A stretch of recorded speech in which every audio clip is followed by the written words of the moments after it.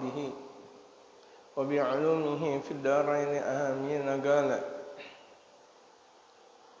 تقول بعض النساء محتجة على التساهل في هذا الأمر هذا ثوب جاهز. Sampai situ. Sebagian kaum perempuan berkata, mengambil dalil tentang permasalahan pakaian, alat tasahul itu meremehkan tentang permasalahan pakaian. Contoh kalau misalnya perempuan membeli pakaian, mereka udah terima jadi. Terkadang ada yang robek, udah bagus, Masya Allah. Kemudian depannya robek, udah bagus, Masya Allah, tapi belakangnya robek. Atau ada cut, gitu, dimana di situ dirobek.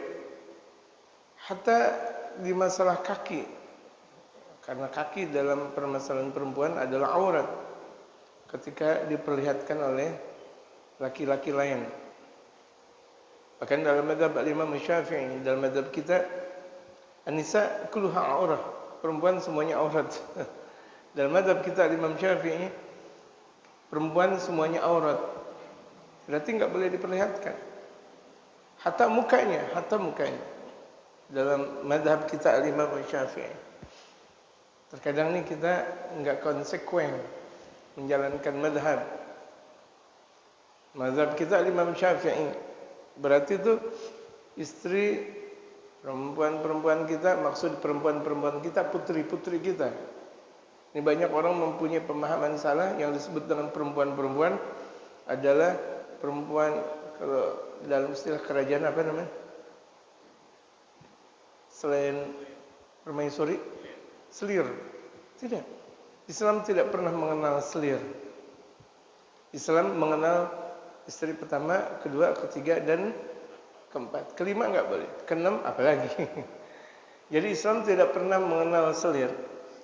Makanya ketika dalam satu masa di mana Islam berkuasa, raja-rajanya dokoh dengan perempuan, dalam istilah selir.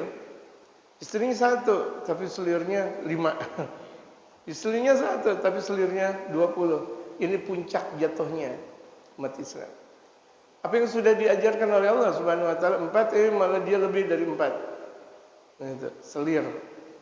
Nauzubillah tsumma na'udzubillah. Yang disebut dengan perempuan-perempuan kau di sini adalah putri-putri engkau. Jadi riskan kalau orang mempelajari syariatul Islam setengah-setengah. Sama orang yang baru belajar dari Timur Tengah juga. Udah kadongan saya keluar dari lisan ini.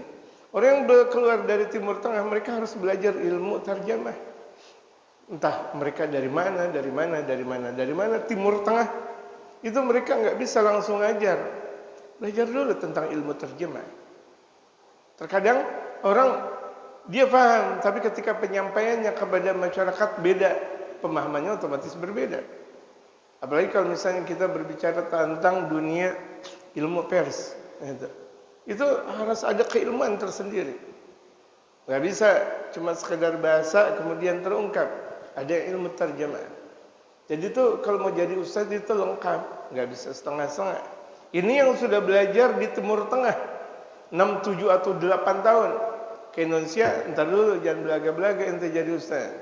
Belajar dulu tentang ilmu terjemah. Ilmu terjemah berapa tahun? Bisa 2 tahun.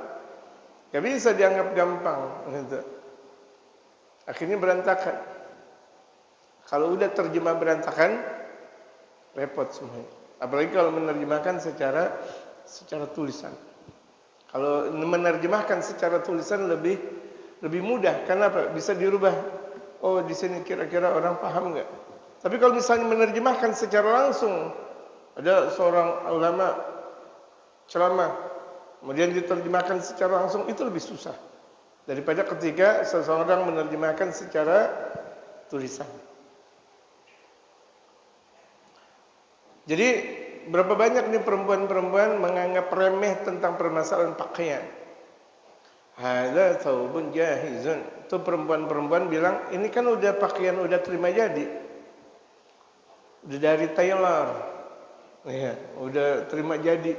Saya kan beli, udah terima jadi dari toko, dari mall, dari mana semuanya. Ini dijawab lagi. Hal huwa jahizun min indi rabbik? Hal huwa jahizun min indi rabbiki? Apakah ini sudah dijahit atau sudah sesuai dibikin dari sisi Tuhan kau? Artinya apakah ini Allah ridha? Wahai perempuan menggunakan pakaian seperti ini? Oh min indi Nabi Muhammad sallallahu alaihi wasallam, apakah juga ini dibuat dari metodenya Nabi besar Muhammad sallallahu alaihi wasallam? Perempuan-perempuan kalau pakai baju menurut maunya, aurat nomor kesekian, yang penting pakaian, masya Allah. Pakaiannya sih masya Allah, semua masya Allah tertutup, tapi Swarovski-nya banyak banget. Yang Swarovski yang berwarna putih itu, banyaknya luar biasa, sampai menaruh perhatian kalangan laki-laki. Masya Allah tuh baju. Di sini Swarovski-nya, di sini Swarovski-nya. Kalau itu adalah perempuan, tidak diperbolehkan, apalagi laki-laki. Ada laki-laki pakai gamis Swarovski-nya banyak. Innal mutasyabbihin wal mutasyabbihat, sesungguhnya mereka orang-orang laki-laki yang menyerupai perempuan, dan juga perempuan menyerupai laki-laki dilaknat oleh Allah Subhanahu wa taala. Jangan sekali-kali kalau laki-laki ngikutin pakaian perempuan. Laki-laki pakai bando. Laki-laki pakai bando. Laki-laki dia punya rambut dikuncir. Ini orang nggak paham. Kelihatan sederhana tapi menyerupai perempuan, dilaknat oleh Allah Subhanahu wa taala. Terkadang kan kita lihat, insya Allah, bukan anak muda aja. Orang udah kepala 70, udah kepala 70, masih dia punya rambut dikuncir. Allahu Akbar. Kalau Ipin Upin ada kuncir cuma satu, itu tanda membedakan antara Ipin dan Upin. Gitu. Ini kita ngikut, udah tua, masya Allah. Rambut udah putih, udah gitu dia nggak pakai sampo. La haula wala quwwata illa billahil aliyil azim. Ini kelihatannya sederhana tapi merusak citra Islam jemaah sekalian. Ya kan? Laki-laki pakai bando, laki-laki pakai kunciran, gitu. Laki-laki itu pakai, terkadang celana panjangnya bagus tapi dirobek-robek. Kalau misalnya itu pas robekannya itu adalah kena auratnya, haram pakaian model seperti itu. Kalau laki-laki pakai levis saja, sekira-kira tuh ketat dia punya levis sampai terlihat bodinya laki-laki, haram. Apalagi si perempuan. Kalau misalnya ada ngomong, ini kalau perempuan pakai levis haram atau halal? Gampang sekali. Laki-laki ketat halal haram, apalagi perempuan udah terkadang itu laki-laki pakai levis ketat, kencing diri, udah nggak bakal mungkin istinjanya benar. Yang ada pasti belelehan dia punya kencing, gitu. Kencingnya bakal kena kesini, kena kesitu, dan pasti coba aja kalau nggak percaya. Makanya sebagus-bagus masjid tidak ada tempat kencing yang diri. Mudah-mudahan masjid ini nggak ada tempat kencing yang diri, karena saya belum pernah ke situ. Bertahun-tahun saya ngaji di sini, saya belum tahu. Ya, paling cuma 15 juta bikin dah yang tempat kencing yang berpintu-pintu, maksudnya berruangan-ruangan. Taruh 10 ruangan, gitu. Aman. Jangan biarkan tuh di masjid, di mushola ada tempat kencingnya diri. Andaikan nongkrong juga nggak boleh, kan kelihatan. Apalagi nongkrong dia udah buka, itu kelihatan banget. Ini terkadang tidak sesuai dari pengajian. Padahal pengajian, masya Allah, diarahkan cara kencing yang benar. Cara kencingnya benar, cara untuk kencingnya, untuk nutupinnya juga harus lebih benar dong. Bukan cuma diajarkan bagaimana istinja dengan batu atau istinja dengan air. Caranya juga dalam keadaan kencing, bagaimana dia mungkin istinja dengan batu dan dengan air kalau misalnya auratnya kelihatan. Haram. Ya, haram. Ini terkadang orang tidak sadar. Sama dia berarti memperkenalkan masyarakat muslim untuk kencing dipertontonkan. Ya. Insya Allah bisa terbangun untuk ruangan kencing, toilet yang berruangan, yang berkamar. Butuh 10 bikin. Itu untuk kemaslahatan masjid, untuk kemaslahatan mushola. Jadi jangan sekali-kali masjid dan atau mushola mempersiapkan tempat kencing diri atau duduk kalau kelihatan. Kalau ada pintunya mana mungkin kelihatan. Tergantung orangnya. Kalau orang nggak benar, walaupun ada pintunya pasti kelihatan juga. Bahkan terkadang nggak cebok. Naudzubillah itu mana naudzubillah. Dosa tuh. Model seperti itu jamaah. Ya, jadi dalam satu masjid mengajarkan tentang bagaimana at-taharah, tetapi tidak mendidik bagaimana caranya satrul aurat. At-taharah bersuci, mandi dan sebagainya, cebok dan sebagainya, tapi enggak mengajarkan tentang bagaimana cara tempatnya untuk menutup aurat dalam bersuci.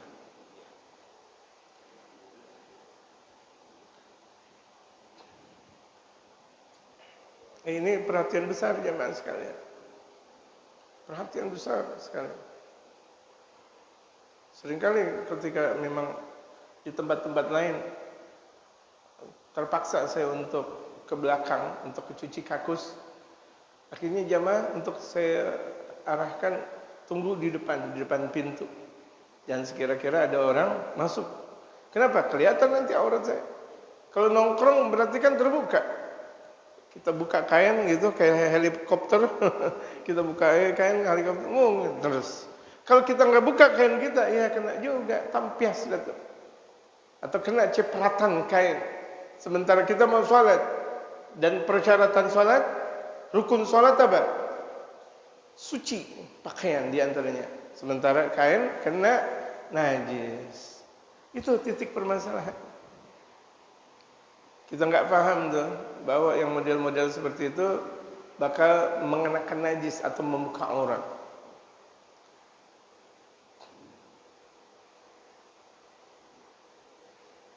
Dulu pernah dikomentari tentang Masjid Istiqlal. Nggak lama dikomentari, alhamdulillah langsung Masjid Istiqlal bikin apa? Bikin toilet yang tertutup dan besar-besar, alhamdulillah. Dan komentar penting. Ya, yang komentar penting.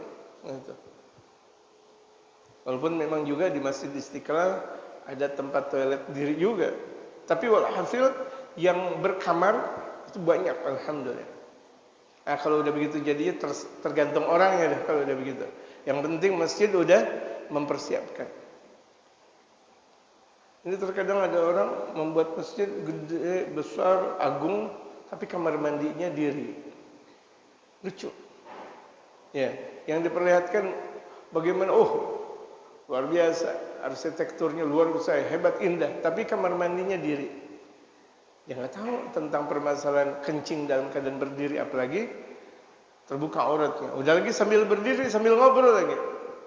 Sehat ente, lagi kencing. Sehat, masya Allah. Kamar mandi, lagi kencing, masya Allah. Kita aja kalau misalnya mau masuk kamar mandi, sebelumnya baca Allahumma inni a'udzubika minal khubuthi wal khaba'ith. Sebelum masuk kamar mandi. Ini di kamar mandi. Khair, alhamdulillah. Ente gimana, sehat? Astagfirullah. Dia lupa bahwa dia dalam kamar mandi. Udah gitu lagi proses lagi juga. Haram. Kalau lagi dalam kamar mandi aja kita berproses. Lagi kita di kamar mandi, lagi kencing atau buang air besar. Kita sambil main sabun, itu nggak boleh. Atau kita sambil apalagi nelpon, haram. Lagi di kamar mandi, kubul lagi keluar, dubur lagi keluar, sambil asik main handphone. Udah gitu nadering Yasin lagi. Masuk kamar mandi, Yasin wal Qur'anil Hakim. Innaka laminal mursalin ala siratal mustaqim. Tanzilal azizir rahim. Enak, ntar dulu sambil dengerin Yasin. Boleh nggak? Nggak boleh. Nggak boleh. Insya Allah. dalam kamar mandi sambil baca majalah, sambil baca ini dan itu haram. Sebagaimana banyak itu di rumah-rumah orang-orang kaya tuh, atau rumah siapa aja, itu ada di kamar mandi ada majalah. Mau ngapain kalau begitu? Kan niat mau baca kalau begitu jadinya. Betul nggak? Atau di apa namanya? Di rumah-rumah orang barat tempo-tempo dulu itu di dalam kamar mandinya ada telepon. Berarti kan untuk apa? Emang sekalian kalau begitu jadinya. Nggak boleh. Di kamar mandi kita benar-benar khusyuk gitu, dalam keadaan istinja dan dalam keadaan bersih sebagaimana kajian yang kita baca di bulan suci Ramadan. Dan kemudian juga kamar mandi itu terang. Ini biasa, apalagi kalau di perkampungan kamar mandi, masya Allah, seremnya kayak kuburan. Mau masuk kamar mandi seremnya kayak kuburan. Bahkan terkadang nggak ada lampu. Andai kan ada lampu di dalam, di luar nggak ada. Udah tempatnya ruh. Makanya kalau kita punya rumah, jangan sampai lampunya redup aja, jangan. Apalagi nggak ada lampu. Nggak boleh. Tanda rezeki bakal dipotong oleh Allah Subhanahu wa taala. Kalau dalam rumah lampunya cuma sekedar satu rumah 1 watt atau 5 watt, ya tanda dah. Duitnya banyak, tapi lampunya 5 watt. Bagaimana dia mau memperbesar alam kuburnya kelak? Kalau dirinya aja dia pelit, bagaimana nanti buat orang lain? Padahal dia membuka rezeki. Coba kita belajar tentang ilmu Feng Shui. Siapa di sini orang Cina? Orang ilmu. Ini kan saya lagi ngomong aja. Ya kan ada ilmu Feng Shui. Itu ketika dipelajari, rumah yang kalau misalnya kira-kira tidak lampunya tidak terang, itu tempatnya itu dia. Ya, tempat itu, insya Allah.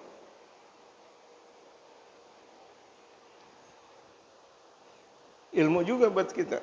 Dan boleh gak mempelajari ilmu Feng Shui? Boleh-boleh aja.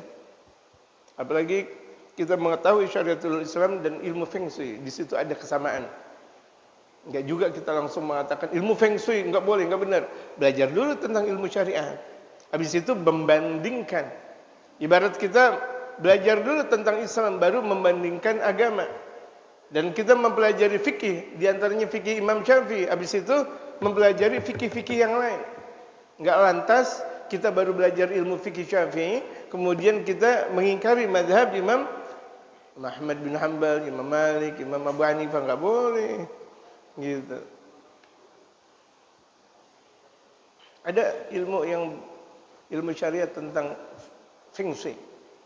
Ini bagaimana letaknya? Kalau misalnya nih tusuk sate bagaimana? Ada. Kalau belajar pada. Tapi bagaimana saya mengajar itu? Kalau masalah rumah tangga kita masih pada berantakan. Ilmu tauhid kita masih pada berantakan, fikih kita masih pada berantakan. Itu ilmu nanti deh. Ilmu yang kira-kira orang-orang udah pada belajar ilmu syariat matang, baru belajar yang kayak gitu. Ini syariat belum matang, belajar itu.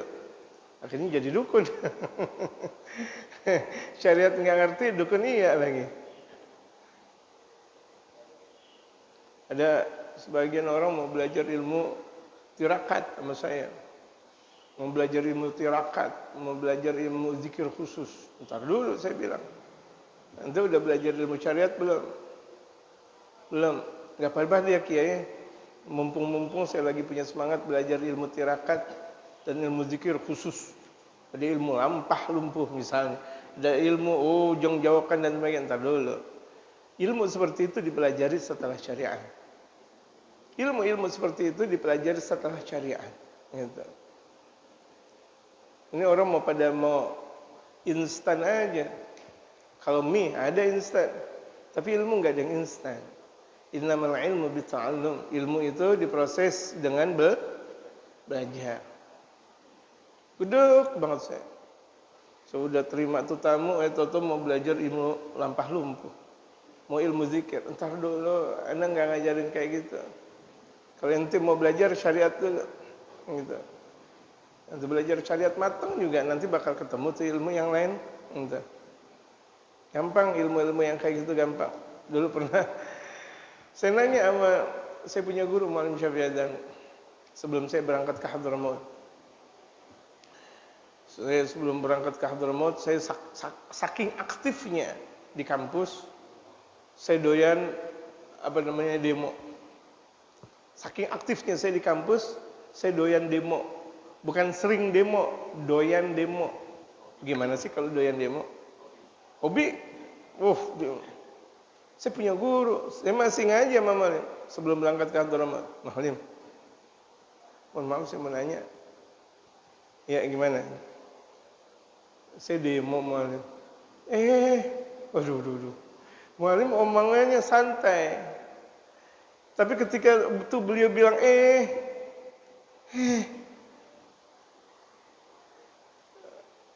ya Allah, kayak saya kayak tuh tahu-tahu siang hari ada petir. La ilaha illallah. Iya Malim. Saya ikut Malim. Enggak berani saya bilang antum. Ini tidak bagus antara murid dengan guru manggil antum. Ini banyak salah. Murid manggil guru antum. Jangan.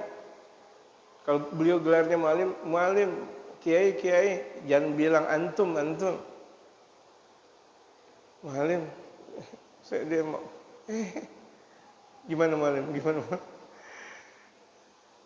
Dengar gak? Iya Malim. Jangan deh. Udah begitu doang. Bahasanya santai. Jangan deh. Yang tadinya saya doyan demonya Masya Allah. Untung berhenti. Kalau enggak, Masya Allah. Jadi menteri. Untung banget. Alhamdulillah. Nanya, kita punya guru, jangan dibiarkan kok. Ini kalau di dunia kampus, lepas dari guru.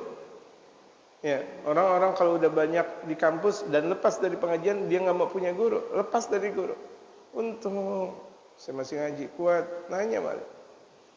Cuma bilang jangan deh. Cerai saya langsung. Cerai dalam dunia kampus, udah ngaji aja, belajar aja. Habis itu Allah buka saya untuk bisa berangkat ke Hadramaut. Allahu Akbar. Jadi nggak ada ruginya, nggak ada salahnya kalau kita selalu berkiblat kepada guru kita. Sungguh kita berada di dalam keberkahan guru. Ini terkadang kan orang salah kaprah, ngapain pakai guru segala. Udah belajar aja, banyak baca aja. Ini yang nanti pada akhirnya yang merusak Islam dan umat Islam, yang model-model seperti ini. Apalagi kalau misalnya kuliahnya udah bukan kuliah di tempat Islam lagi. Kaum muslimin kuliahnya di luar, di orang-orang kafir, dan dibiarkan orang-orang kafir untuk mengajarkan umat Islam. Allah berfirman, "Walan tardu 'ankal yahudu walan nasara hatta tattabi'a millatahum." Itu titik. Andaikan kita mau ngambil dalil yang lain berkebanyakan. Ini kalau misalnya banyak perempuan-perempuan kita terobsesi dengan pakaian-pakaian kafir. Karena hampir semuanya pakaian dibikin oleh orang-orang kafir.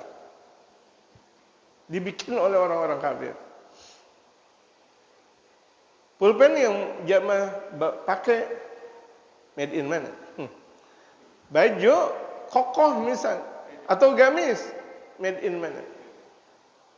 Peci yang kita pakai made in mana? Terkadang kain kafan yang dibikin made in mana? Ya, saya nggak sebut made in mana.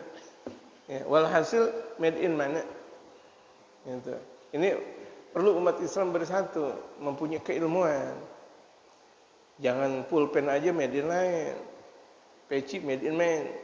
Sekali ada peci, masya Allah bagus, peci hitam. Gitu. Ada thawbu jahizan min masna'in. Kan ini pakaian sudah jadi dari PT, dari pabrik. Khabithin fasikin, tapi dikatakan oleh Habib Umar, walaupun ini adalah pakaian udah jadi dari pabrik, tapi ini kan pakaian khabith. Apa artinya khabith? Jijik, menjijikkan, kotor, fasikin. Ini pakaian orang-orang fasik. Wa syaitan. Ini pakaian setan, kata Habib Umar. Yahudiin, ini pakaian orang-orang Yahudi. Sunni'a laka hadza, sengaja dibuat buat engkau. Sunni'a laki hadza, dibuat nih pakaian buat engkau wahai perempuan. Umat Islam di alam dunia sekarang ini 2 miliar kurang lebih jumlahnya. 2 miliar. Ini jumlah yang sangat spektakuler. Kalau umat Islam belajar tentang ilmu khiyatah atau ilmu menjahit, Masya Allah. Dari satu, kenapa? Untuk dakwatul Islam. Baginda Rasulullah Muhammad SAW satu waktu beliau sendiri yang bikin pakaian. Andaikan robek, beliau sendiri. Dan pakaian-pakaian mereka para nabi dan rasul dibikin langsung oleh istrinya.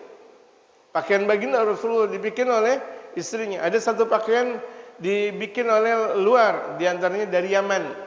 Tapi Yaman kan Muslim, pakaiannya tertutup dan bagus. Kain Yaman itu Rasulullah sering satu waktu itu menggunakan pakaian sarung Yaman. Sarung Yaman itu terbuka. Dia punya sarung terbuka, nggak seperti sarung Indonesia, ya kan? Ini kan tertutup, tinggal kita tutup aja, tinggal kita ikat. Kalau sarung Yaman terbuka, seperti kain biasa atau kain ihram, seperti itu. Kalau nggak bisa pakai kain itu juga terbuka juga, gitu. Itu Rasulullah. Kemudian setelah itu beliau pakai gamis. Yang kebanyakan beliau pakai gamis itu adalah putih. Itu. Jubahnya juga kebanyakan putih. Kenapa saya enggak pakai jubah putih? Ya namanya dikasih. Kadang ada yang ngasih merah, kemerah-merahan dikit, ke kuning-kuningan. Ya, pakai dah. Yang penting kan gamisnya putih, dapat sunnah juga. Jangan sampai ini yang lain, ini juga lain. Ngambil sunnatul Rasul Muhammad dan ngenakin orang. Satu waktu Muallim Syafi'i Azami dikasih peci. Pecinya agak tinggi. Seperti banyak orang sekarang kan pakai agak tinggi. Jamaah bilang, "Jid, peci tinggi banget nih." Iya, ngenakin orang. Ada orang tuh yang ngasih ke saya. Ngenakin orang. Padahal mah pecinya beliau sendiri antara suka dan tidak. Ngenakin orang. Kita sering nggak ngenakin orang. Padahal tuh ngenakin orang pahalanya besar. Di antara pahala yang langsung tembus kepada hadirat Allah dan baginda Rasulullah, ngenakin orang. Membuat orang bahagia. Imam Syafi'i satu waktu jahit ke tailor. Habis jahit ke tailor, yang kanan besar, yang kiri kecil. Ini Imam Syafi'i. Kalau kita kira-kira gimana? Astagfirullah, ente gimana? Tapi Imam Syafi'i, Allahu Akbar, ini pakaian yang paling indah sekali. Dilihat oleh tukang tailor, Masya Allah, jazakumullah khair. Ini pakaian indah sekali. Membuat saya harus mengikuti ketentuan yang ada. Gede, yang kanan, yang kecil, sempit. Ini seorang imam besar. Nggak marah, nggak ada protes, nggak ada apa. Jazakumullah khair. Tapi sampai rumah, ya ganti lagi. Ini untuk ngenakin aja, biar nggak ada permusuhan. Akhlak, gitu, akhlak. Kita juga kalau misalnya pakai baju yang benar. Kalau kira-kira baju agak menguning atau putih, udah putih. Jangan pakai warna-warni. Nggak usah pakai banyak bercak-bercak. Misalnya ini jubah atau misalnya ini gamis atau baju kokoh. Di sini ada foto jenglot atau foto gede sini, jangan. Atau seperti perempuan rombe-rombe, ya kan? Itu makruh, bisa jadi haram. Laki-laki pakai pakaian yang berombe-rombe. Jadi kalau udah putih aja udah. Jadi kelihatan seseorang tabiatnya dilihat dari pakaian. Seseorang dilihat dari pakaian. Kalau pakaiannya udah kayak begitu udah. Kalau pakaiannya udah nggak benar, mau bagaimana disebut dengan takwa? Gitu. Karena takwa itu zahir dan batin, bukan cuma sekedar batin yang diajarkan oleh Allah Subhanahu wa taala, zahir dan batin. Ini kita diajarkan pakai pakaian yang benar. Jangan sampai pakaian Yahudi kita pakai, pakaian Nasrani kita pakai. Wa qulti ja'a thawbu jahizan. Kenapa engkau mengatakan ini pakaian kan udah jadi? Wa hal khalaqakallahu ummatan lahu tattabi'ini? Apakah wa hal khalaqakillah? Apakah engkau diciptakan oleh Allah Subhanahu wa taala satu umat yang engkau ikuti? Khiyuti laki thiyabaki. Kalau engkau betul-betul mengikuti Nabi Muhammad, jahit engkau pakaian engkau. Baik, jahit sendiri. Jahit sendiri. Atau ikut ketentuan syariat. Ikut ketentuan syariat. Kalau engkau enggak bisa jahit, ya udah beli pakaian yang kira-kira sesuai dengan syariat. Itu. Wa lam ta'rifi al-khiyatata, andaikan engkau tidak mengetahui tentang tailor, akmili ma nagasafi, sempurnakan yang kurang. Misalnya itu perempuan pakai pakaian, kemudian tahu-tahu di belakangnya itu ada cutnya, dibuka misalnya, udah sempurnain, tutup lagi dengan bahan yang ada. Lebih indah kita pakai bahan untuk putri kita, istri kita, ditutup dengan bahan daripada dibuka begitu saja. Haram hukumnya. Istri membuka auratnya maka suaminya dapat dosa. Putri membuka auratnya maka orang tua, bapak dan ibunya dapat dosa. Akmil lima nagasofihi, sempurnakan yang kurang. Sengaja-ngaja perempuan pakai pakaian ada yang terbuka, sengaja-ngaja biar orang-orang pada ngelihat. Hatta yadhhara bimadharin yatanasabu ma'ad-din, sampai terlihat nampak pakaian tersebut adalah pakaian yang sesuai dengan agama. Kita muslim, kita muslimah, pakaian kita pakaian muslim dan muslimah. Kadang saya lucu waktu jadi santri, sekarang juga jadi santri, kan masih tetap ngaji. Sekarang juga masih santri. Habis ngaji dulu luar biasa, pakai pakaiannya bagus, masya Allah. Yang laki nih ya, pecinya bagus, masya Allah, baju kokohnya bagus. Pulang nggak sampai rumah, ke mall dulu. Itu peci ditaruh, minimal ditaruh plastik. Saya ketawa aja. Astagfirullah. Iman itu di dalam hati, bukan di pakaian. Masya Allah dalilnya. Padahal dia malu menggunakan pakaian Islam.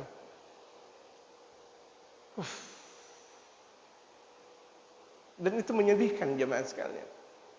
Masa kecil ketika saya lihat dulu anggota-anggota karyawan ya, saya nggak sebut pokoknya karyawan, di hari Senin kan biasa pakai baris berbaris, pakai ada baris berbaris upacara bendera, kan pakai peci tuh. Itu kalau mau berangkat pecinya dikepit, pulang dikepit lagi, sampai lapangan tempat kerjaan baru dipakai. Sama dengan anak-anak sekolah, dia nggak tahu bahwa peci itu adalah sunnatul Rasul Muhammad sallallahu alaihi wasallam. Insyaallah. Apakah itu tidak menyedihkan jemaah? Ini muslim di negeri muslim yang berkebanyakan kaum muslimin.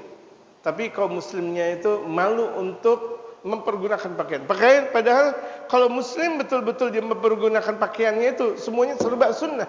Dia dapat pahala jemaah sekalian. Jemaah nih pakai apa namanya? Koko, sorun, sarung atau peci dan sebagainya. Itu kalau misalnya jamaah pakai kemana-kemana dan kemana-kemana itu udah dapat pahala dengan sendirinya. Tapi kalau niat dapat pahala. Umur kita pendek jamaah. Umur kita pendek. Siapa ada umur kita sampai 120 tahun? Ada, tapi jarang. Gitu. Andaikan 120 tahun juga kan, apakah bisa kita menjalankan sunnah secara mutlak? Lucu sekali zaman sekarang. Bahkan yang lebih repot, para ustaz. Para ustaz kalau lagi datang kawinan, apa namanya, kondangan dalam istilahnya, resepsi, nggak pakai peci. Masya Allah. Ini kalau ustaznya kayak begitu, bagaimana jamaahnya? Masya Allah. Udah keren belum? Udah keren belum? Udah, ayo. Peci ente mana ustaz? Katanya ente ustaz. Ustaz cuma di masjid. Astagfirullah. Berarti jamaah udah dibohongin. Dengan model kayak gitu jamaah udah dibohongin. Emang kita mengaji sama orang yang begituan? Kita ngaji dengan sanad yang kuat. Yang mau disambungkan kepada baginda Rasulullah. Apakah yang kayak gitu bakal menyambungkan kita ke Rasul? Jawabannya tergantung jamaah yang menjawab. Astagfirullah. Guru kayak gitu gimana mau nyambungin kita ke Rasul? Kalau guru aja nggak sambung-sambung, bagaimana kita mau disambungin? Orang yang mau disambungkan kepada Rasulullah adalah orang yang sudah sampai dulu kepada baginda Rasulullah. Menggembirakan hati baginda Rasul Muhammad sallallahu alaihi wasallam. Ini kelihatan sederhana. Tapi kalau kaum muslimin kemana saja dia pakai peci aja. Dulu kita lihat Jakarta, nggak usah tahun 70-an, nggak usah tahun 80-an, 90-an. Orang pakai peci, pakai sepeda juga pakai peci semuanya, pakai sarung. Apalagi waktu itu pakai motor udah dudut-dudut, tapi pakai sarung, pakai peci. Sekarang kan belaga-belaga, istrinya jilbab, tapi lakinya pakai celana yang kira-kira sedenggul. Boro-boro dia pakai sarung, boro-boro dia pakai dianggap ini zaman sekarang. Astagfirullah, kasihan, bertepuk sebelah tangan. Istrinya udah bagus, kemudian suaminya, lihat kemana-mana, coba lihat. Istrinya, pakai niqab dan sebagainya. Suaminya boro-boro pakai peci, terkadang pakai celana pendek. Apakah ini yang disebut dengan keluarga Islami? Kan Islam ada di dalam hati. Islam juga ada di dalam zahir. Islam zahir dan batin. Enggak disebut Islam secara batin saja. Islam zahir dan batin. Kalau Islam cuma mengajarkan tentang hati, kita nggak dianjurkan pakai minyak wangi. Kita nggak dianjurkan pakai siwak dan sebagainya. Kita nggak dianjurkan pakai bukhur dan sebagainya. Kalau cuma Islam di dalam hati, Islam zahir dan batin. Sempurna nggak jemaah? Sempurna.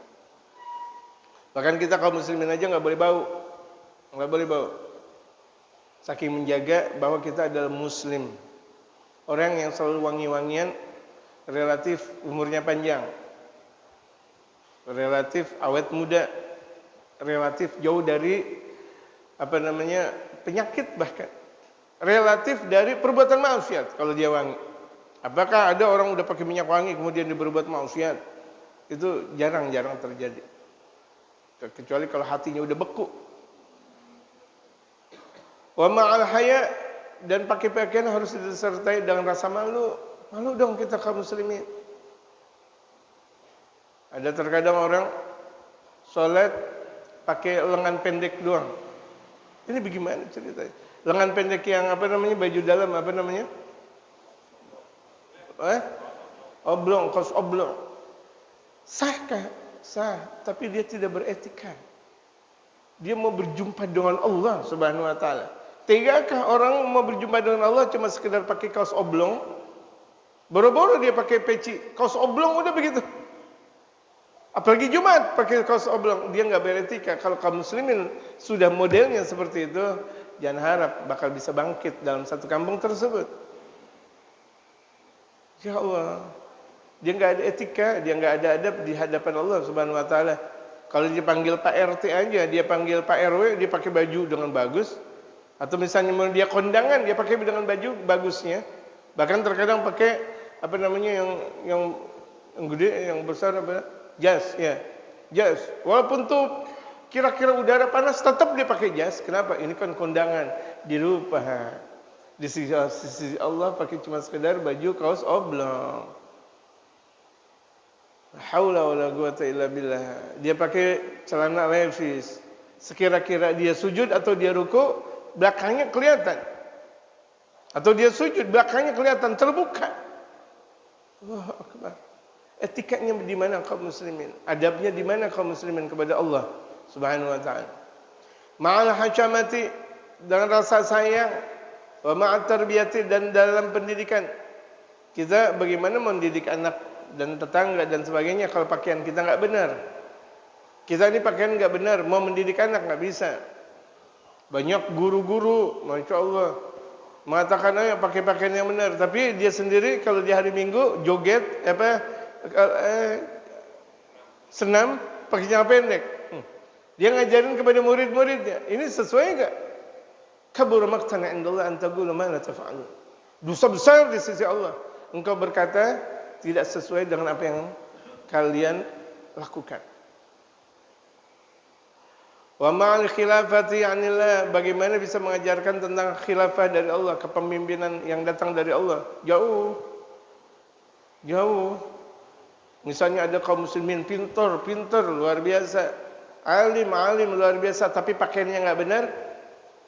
Makanya kalau tempo-tempo dulu di masjid-masjid yang sekira-kira tuh khatib pakai pakaiannya kurang, itu disiapin jubah.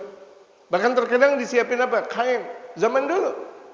Dia datang dulu, misalnya tuh khatib datang jam 11. Ada tempatnya, ngeteh dulu sebentar. Panitia ngeliat, segen banget ngeliat pakai gini. Khatib, tip, ini pakai jubah. Dan jaga wibawa khatib. Dan ini dari zaman kemasan umat Islam di Indonesia sudah dilakukan seperti itu. Dari zaman Wali Songo. Ya, dari zaman Wali Songo memperkenalkan seperti itu. Biar apa? Biar mereka khatib-khatib yang ada minimal sudah menjalankan sunnatul Rasul Muhammad sallallahu alaihi wasallam. Ini orang banyak menghina sunnatul Rasul, repot pakai gamis, repot pakai jubah. Apa sih yang repot? Apa sih yang repot? Apa yang repot? Ini karena rasa malu dia sebagai kaum muslimin. Enggak memiliki keislaman. Apa yang disebut dengan repot di sini? Atau kalau dia nggak pakai gamis atau jubah, pakai baju kotor atau pakai baju yang tertutup, apa sih yang repot? Andai kan nggak pakai sarung, boleh pakai celana yang tertutup, apa sih yang repot? Pakai celana? Apa maksudnya repot di sini? Dia bilang repot atau nggak menjalankan sunnatul Rasul Muhammad sallallahu alaihi wasallam, atau bahkan benci kepada Rasul Muhammad. Jangan harap dapat syafaat dari Rasulullah kalau dia udah benci kepada Rasulullah.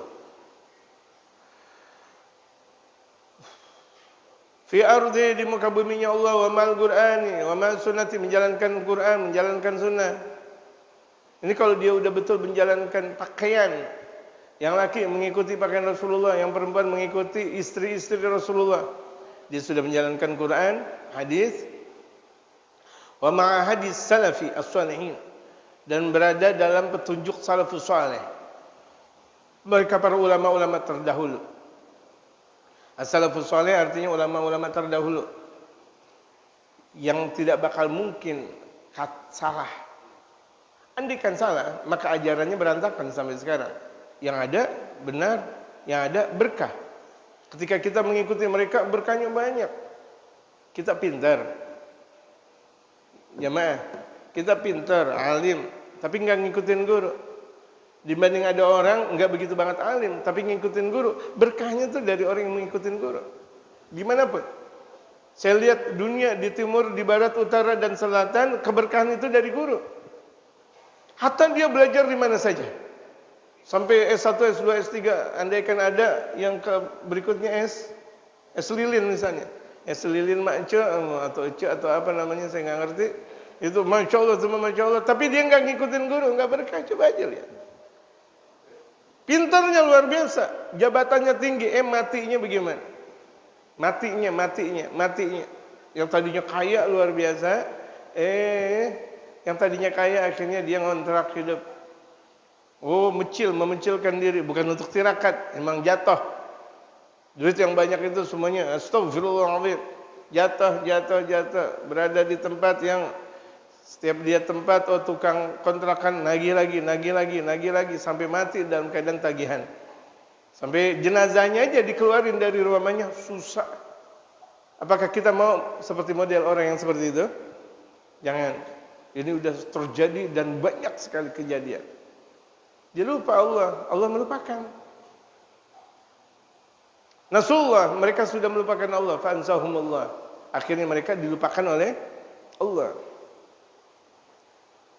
Bahkan terkadang dia malah bikin tailor yang merusak umat. bikin tailor yang merusak akidah umat Islam. Pakai pakaiannya, astagfirullahaladzim. Udah bagus, tapi sengaja di dekat dadanya dibuka. Sengaja di pinggang dibuka. Sengaja di belakang dibuka sampai Masya Allah, sampai di bawah di bawah pantatnya dibuka sampai ujung, padahal kelihatan tertutup. Nauzubillah min dzalik. Mereka mengatakan ini gaya. Tadi dikatakan oleh Habib Umar bukan gaya, tapi setan itu, setan. Gaya setan. Fa kaifa fi sanawatin qalilatin galabna al-mawazin. Keadaan di belakangan ini kita sudah merubah timbangan Islam. Kita sudah merubah ketentuan pakaian Islam di zaman sekarang.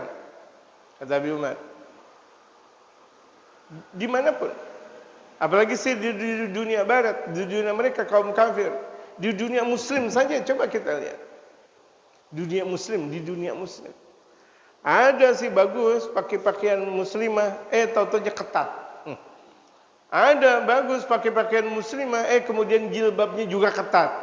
Sengaja dimodif seperti itu, modifikasi seperti itu biar kelihatan lebih. Atau dibikin luar biasa tapi buah dadanya kelihatan. Betul enggak?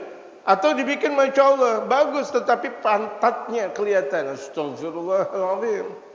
Sama, terbuka juga aurat. Kan enggak kelihatan. Bentuk saja yang sudah terlihat itu udah aurat jamaah sekalian. Jangan mau jamaah nanti bakal dimasukin bersama